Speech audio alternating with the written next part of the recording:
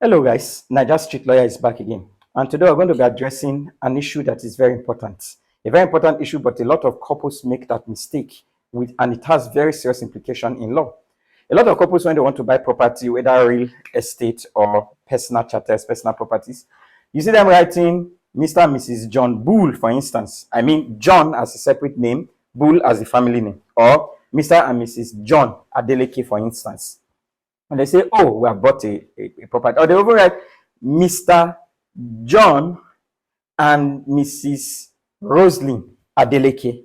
There is nobody like that. There is no Mr. John and Mrs. Roslyn Adeleke. And that is not two people. That document does not involve two people. In law, that document is invalid. So any of them will be excited, oh, jointly bought a property. No. That document is as invalid as any other document any invalid document, because those people are not known to law. These are two natural persons. They are not artificial persons. These are two natural persons with specific identities. Even in your marriage certificate, that is how it is written. In your marriage certificate, your names are distinctly written.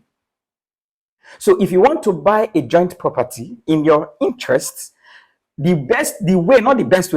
only way to write the name on the joint property. For instance, if your name is Mr. John Bull and Mrs. Roslyn Bull, the best way to write it, or the legal way to write it, is to write Mr.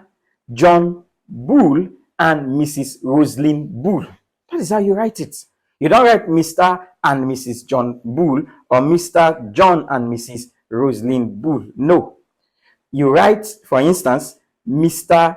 John Adeleke and Mrs. John Adeleke. That is how you write your name in a joint property for it to be valid. So I haven't listened to this video, I haven't watched this video. I want to think you would not make that mistake any further. Though it looks interesting, it looks easier rather to just write Mr. and Mrs. John Adeleke. As interesting as it sounds, as easy as it seems, it is going to cause serious legal problems for you in future. And a lot of people have done that. That's how they bought all of their properties. And if that's what you have done, particularly when it comes to real property, go back and do corrections. Or any property at that, go and do corrections. Like this video, share, and leave your comments in the comment section. I respond to comments. Thank you.